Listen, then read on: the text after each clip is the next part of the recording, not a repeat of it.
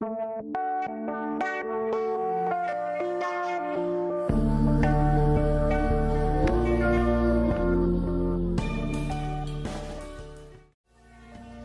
makes Orphan Black empowering for an audience of women and queer people in a postmodern society? This BBC series is empowering because it offers a narrative of resistance, in which the main protagonists are women and queer people who create a rebel network against a corporation and a scientific organization embodied in figures of white heterosexual males, that we can say are a representation of the patriarchy. The main characters of the series are clones.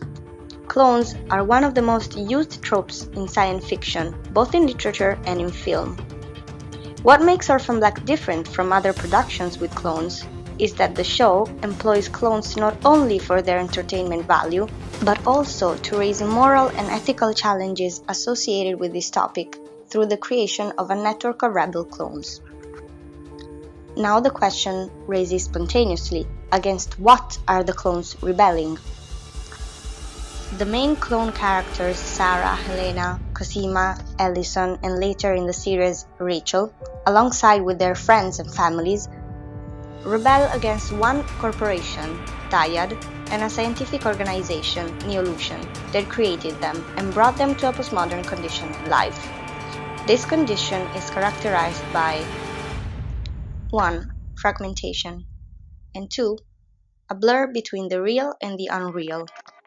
Let's examine fragmentation first. For one, clones are a genetic fragmentation of a human being used as an original subject from which other humans are created. Secondly, according to the postmodern theorist Jameson, fragmentation causes alienation. This condition of alienation from relationships and from themselves causes the clones to push for the discovery of their origins, especially Sarah. Sarah. I'm your birth mother.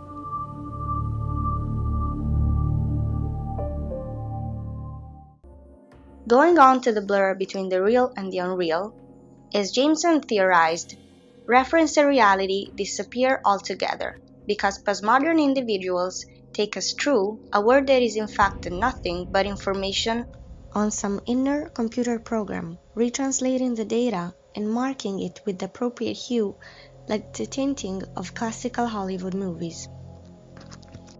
Similarly, what the clones experience in their lives before discovering that they are clones in fact is a filter, a reality built by their creators to control and monitor them. This organism and derivative genetic material is restricted intellectual property.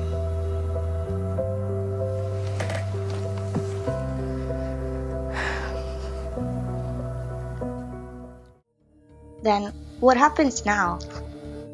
The clones, at this point, decide to rebel against their creators, who are all heterosexual white males, building a network of resistance made of women and queer people, building at the same time a layered feminist agenda in the show that is evident to the audience. The clones are different unruly women, and they offer a representation of different femininities, of different fragments of femininities, including queer identities. They control the terms in which they are seen or heard, and they assert their right to maintain authority over their bodies and voices. Thus, this female and queer rebel network finalizes its resistance process by taking down both Dyad and Neolution, and the men behind them. How do they do this?